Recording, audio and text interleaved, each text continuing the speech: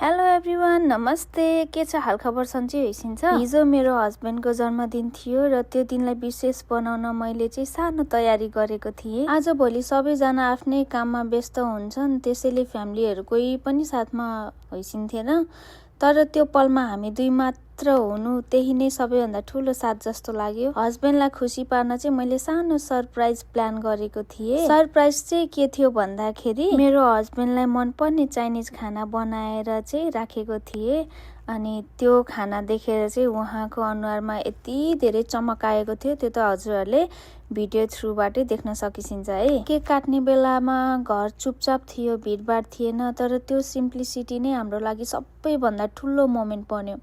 कहिलेकाहीँ धेरै मानिसहरू भएर मात्र होइन, एकअर्कालाई सम्झिँदै बिताएको सानो क्षणले पनि जीवनभरको याद बनाइदिँदो रहेछ है। केक काट्नुभन्दा अगाडि चाहिँ क्यान्डल्स बालेर मैले चाहिँ हस्बेन्डलाई विस माग्न लगाएँ यसरी। अनि मेरो सासु आमा नन्दहरू सबैजना चाहिँ बिजी भएको कारणले चाहिँ बाहिर काम भएर गइसकेको थियो।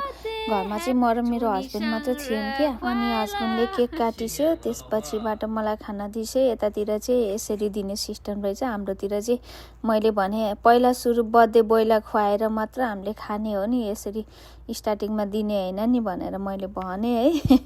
अनि त्यहाँ गालाहरूमा लगाइदिन खोजेको, मानिसकेको थिएन, एलर्जी हुन्छ भनेर।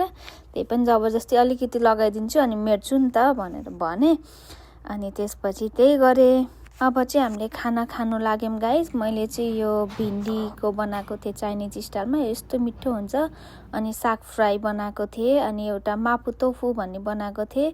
त्यसपछि पोर्क र क्याप्सिकम फ्राई गरेर बनाएको थिएँ। अनि अर्को डिस थियो हाम्रो यता आलु र यो पोर्कको हड्डीवाला भाग हुन्छ नि, के भन्छ मलाई त थाहा छैन है, हो त्यो टाइपकोलाई चाहिँ मजाले स्ट्यु टाइपको बनाइदिएको थिएँ। अनि अर्को पोर्कको खुट्टा थियो, त्यो चाहिँ बाहिरबाट किनेर लिएर आएको, त्यसलाई पनि काटेर रेडी गरेर राखेको थिएँ। अनि हामी दुईजना चाहिँ खाना थाल्यौँ। अनि मेरो हस्बेन्डले मेरो लागि गीत गाइदेऊ न भनेर भनिस्यो। अनि मैले गीत पनि गाएर सुनाइदिएँ। गीत गाएपछि मेरो हस्बेन्ड खुसी भएर चाहिँ मेरो निधारमा चुप्पा गरिस्यो। Hope you guys enjoy our video.